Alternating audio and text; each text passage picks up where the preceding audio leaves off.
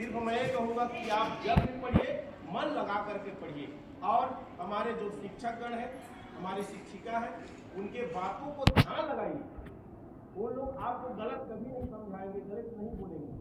उनकी शिक्षा सर्वोपरि है, वही शिक्षा है जो माता पिता हमको शिक्षा देते हैं, वही हमारे गुरु भी शिक्षा देते हैं।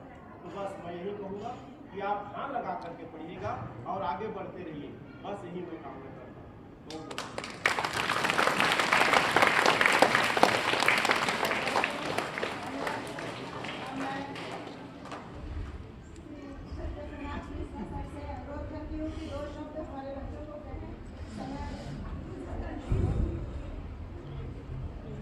सभी को जय जय श्री राम। जय जय श्री राम। आवाज में बुलंदी नहीं। जय श्री राम। बोले सियापति रामचंद्र की जय। सियापति रामचंद्र की जय। अच्छा, आप लोग विद्यालय में शिक्षा ग्रहण करने आते हैं, शिक्षा का मूल कारण क्या है? क्यों शिक्षित होना चाहिए? है किसी को बेसिक? मम्मी तैयार करती है, स्कूल आ गए, बात खत्म।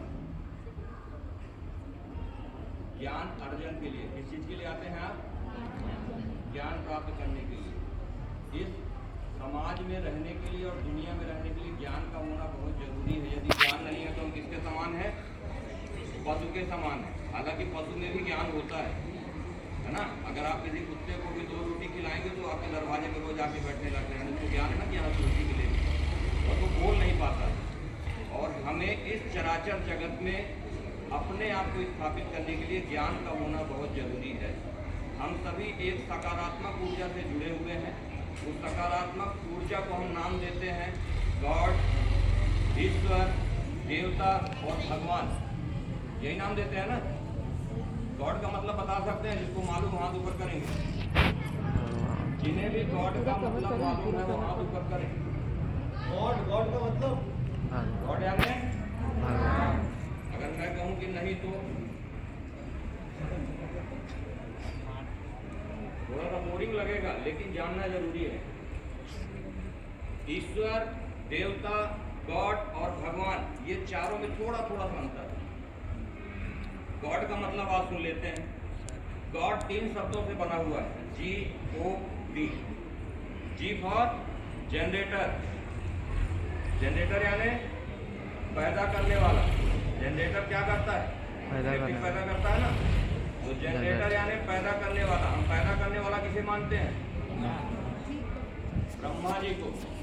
किसे मानते हैं? ब्रह्मा जी को। G for generator.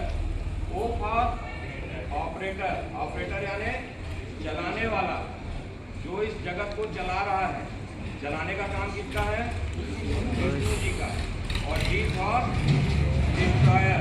डिस्ट्रॉयर यानी मिटाने वाला या संहार करने वाला। संहारक किसको कहा गया है सृष्टि का? शिव को। इसलिए गॉड में ये तीनों देवता समाहित हैं और इनकी एक आरती बनी है, जय शिव ओमकारा। यह जो आरती है यह तीनों देवताओं की सामूहिक आरती है। तो इस आरती को आप सभी को याद करना है। जिनको आता है ये आरती वहां उठाएं। किसी को आता है जय शिव ओमकारा? जय शिव ओमकारा किसी को आता है?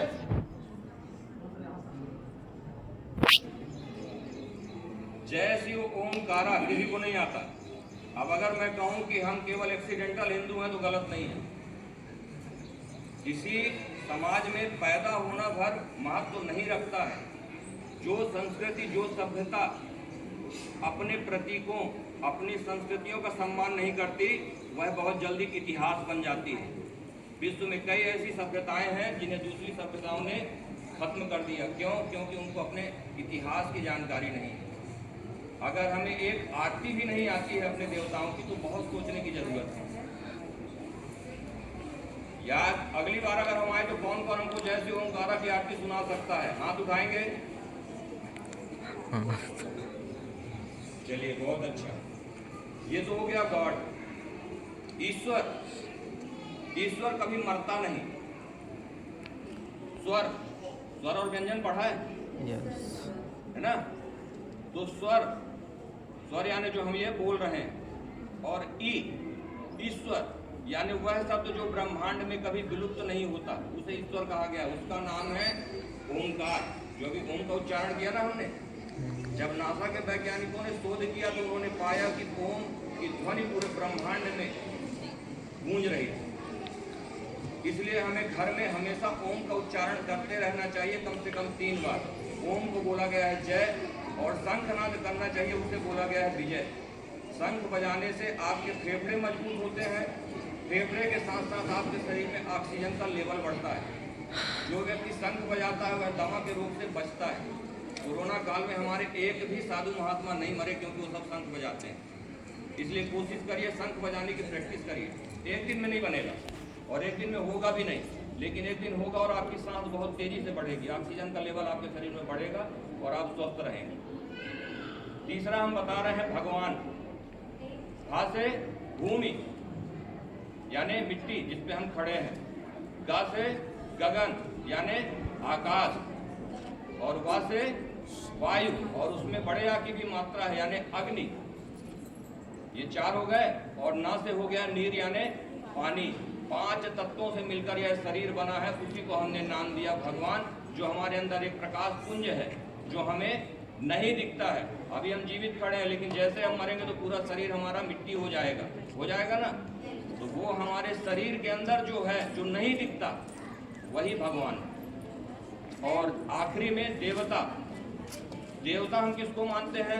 हम इस प्रकृति को देवता मानते हैं, जो भी हमें कुछ देता है। आप कहीं कहीं दुकानों में जाते हैं तो लिखा रहता है ना, ग्राहक देवता है। क्यों? क्योंकि देता है, माल दे के जाता है भाई, इसीलिए देवता है। तो हम हर उस चीज को देवता मानते हैं जो हमें कुछ देता है। जैसे सूर्य देवता है, क्यों? प्रकाश देता है। अगर सूर्य का प्रकाश न हो तो यह पूरी दुनिया जो है वो पत्थर की हो जाएगी, बर्फ के पत्थर में तब्दील हो जाएंगे हम, इसलिए प्रकाश का होना जरूरी है। चंद्रमा भी हमको देवता बोलते हैं चंद्रमा को, क्यों? शीतलता देता है। जल को भी हम देवता मानते हैं, गंगा को माँ मानते हैं ना, और उसकी पूजा करते हैं। तो जो हमको जीवन देता है वो सभी देवता की श्रेणी में आते हैं। बस आज के लिए इतना ही, आप लोग फिर बोर होने लगेंगे। पूजा, कितने लोग घर में पूजा करते हैं? क्या बात। और पूजा का मतलब, जो आप पूजा करते हैं, क्या केवल अगरबत्ती लगाना पूजा है? वैसे हम अगरबत्ती जलाने से मना करते हैं। अगरबत्ती नहीं जलानी चाहिए, आप धूप जलाइए। अगरबत्ती हमारा नहीं है, हमारे विनाश के लिए अगरबत्ती को बनाया गया है, ये भी जान लीजिए।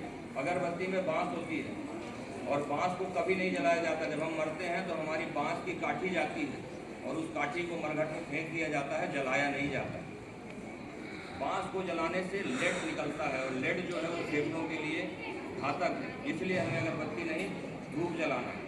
ईश्वर जो है महक लेता है, अच्छी महक लेना है तो धूप जलाइए या घी का हवन करिए गुड़ मिलाकर, उससे बढ़िया कुछ भी नहीं पूजा की। तो खैर, पूजा पे रहते हैं, पूजा सब करते हैं, लेकिन पूजा क्या है नहीं जानते। पूजा के 2 अर्थ हैं, यह दक्षिण भारत से आया है सब।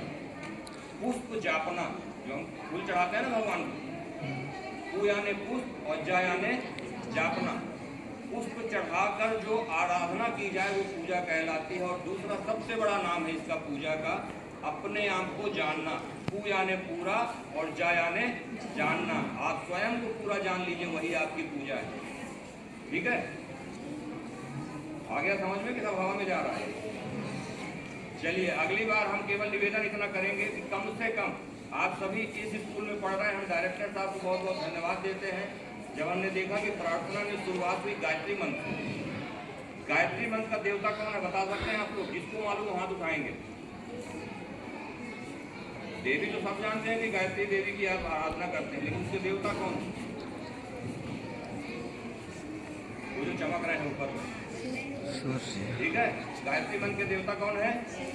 सूर्य है। आवाज नहीं आ रही है, आप लोग की आवाज जोर से नहीं आ रही बोलेगा है, तो मुझे भी बोलिए। रहेगा कि मैं बता रहा हूँ, ऐसा लग रहा है मैं प्रवचन दे रहा हूँ, आप लोग सुन रहे हैं। थोड़ी देर बाद ताली बजेगी और आप देवता है गायत्री मंत्र के देवता कौन से है? अगर आप लोग थोड़ा भी अपने धर्म और समाज के बारे में जानने लगेंगे तो हमारा परिवर्तन नहीं होगा। पूरा विश्व लगा हुआ है हमें मिटाने के लिए। इसलिए शिक्षा के साथ साथ अपनी संस्कृति को बचाने की जिम्मेदारी आप सबकी है।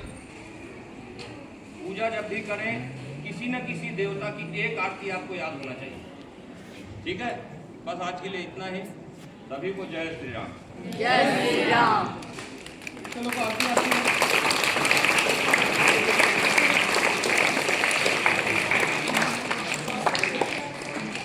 कितने लोग कोई ना कोई एक आरती आती है? ऐसा कोई है? किसी को ना किसी को एक आरती आती है। एक आरती याद किसको? हाथ खड़े करो तो। किसी ना किसी को कोई भगवान की एक आरती याद आती है। किसी को एक भी आरती नहीं आती? एक आरती चाहे ओम जय जगदीश की हो, चाहे गणेश भगवान की हो, चाहे दुर्गा माता की हो, किसी न किसी को कोई आरती आती है क्या? हाथ खड़े करो जिसको आती है। अरे अभी गणेश जी आने वाले हैं, गणेश जी की आरती तो आती होगी। आप हाथ उठाओ। जय गणेश किसको नहीं आता? वो तो बाल गणेश है। वही तो आरती है। आरती कोई भी हो, भगवान कोई भी हो, किसी को भी एक आरती याद है क्या? मैं पूछ रहा हूँ। गणेश जी की आरती कितने लोग याद है? गणेश जी की और ओम जय जगदीश आ रहे, ओम जय जगदीश आ रहे तो अधिकांश लोगों को याद होना चाहिए। ओम जय जगदीश आ रही की आरती,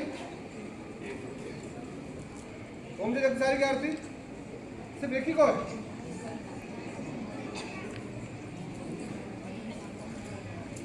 ओम जय जगदीश सारी की आरती तो मैं कह रहा हूँ सबको याद होना चाहिए।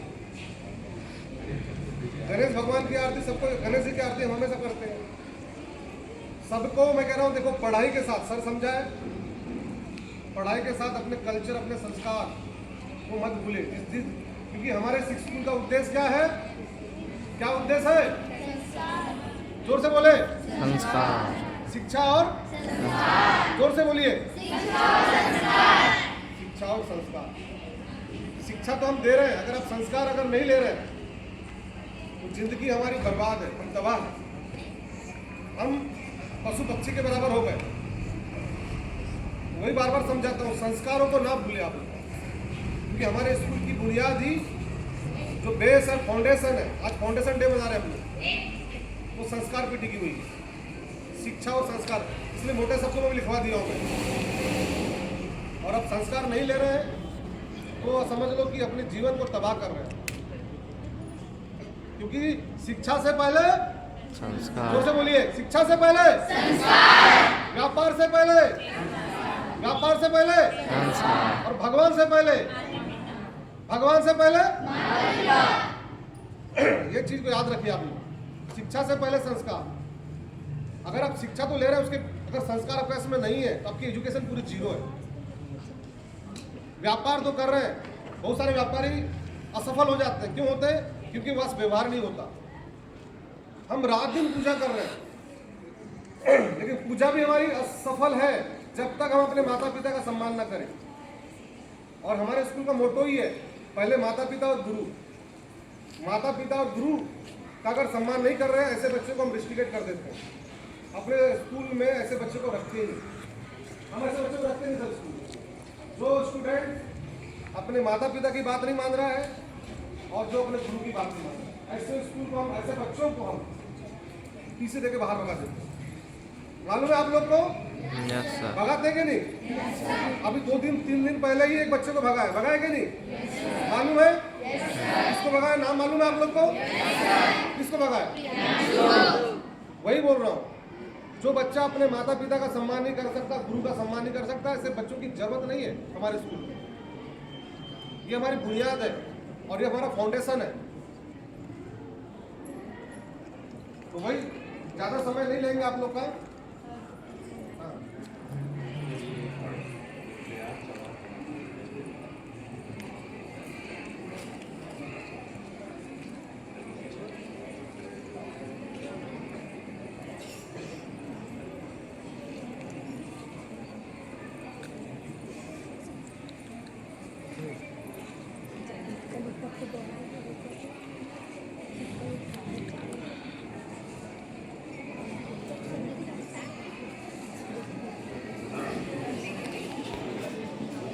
हाँ। तकलीफ तो नहीं हो रही आप लोग को? तकलीफ तो नहीं हो रही है?